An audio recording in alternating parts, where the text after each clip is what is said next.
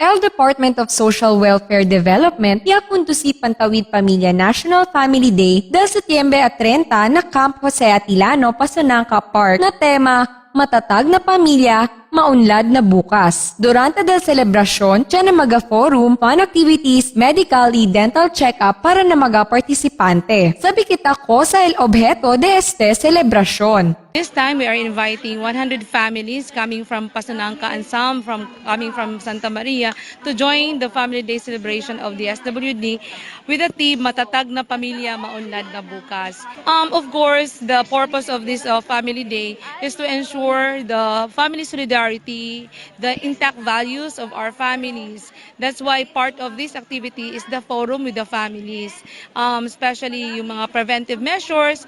This time our topic is on drug addiction and HIV. El DSWD en koordinasyon de media iakundusi con este aktibidad para na mga-beneficiaryo del Pantawid Pamilyang Pilipino Program. Ia-invita el media con el mga-partners di ila como el Copico, Energen, White Flower, Unilab, Enjoy. Uno de mga sponsors del event que dale komento na mensyonao selebrasyon. Beneficial tamen le na mga sponsor kay por casa dolya mireo dol mucho man tamen gente attende, so with regards to the exposure of the products dol okay man tamen eleta pwede man le ayuda specialmente na ese sila o akil mga tabus katamen kere ko sa man negosyo na di ilang mga barangays. Tarindi también gracias el DSWD para na magaya partisipa ayuda na di ila selebrasyon. So, in behalf del DSWD, kaya kami rin di gracias con el todo del ato mga partners, no, coming from the different agencies of the government. We also would like to thank el ato mga private partners can also ayuda, no, para kaya successful el aton event. Ojalá ay continue el dila suporta con el amon mga beneficiaryo.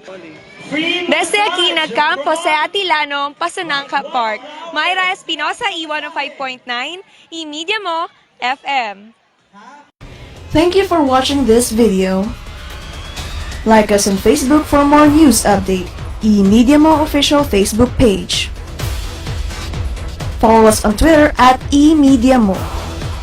Watch us live through our website www.emediamo.tv. For comments, suggestions, or any concerns, please feel free to email us at emediamo@gmail.com. You may subscribe on our YouTube channel, YouTube/eMediaZamboanga. Subscribe now!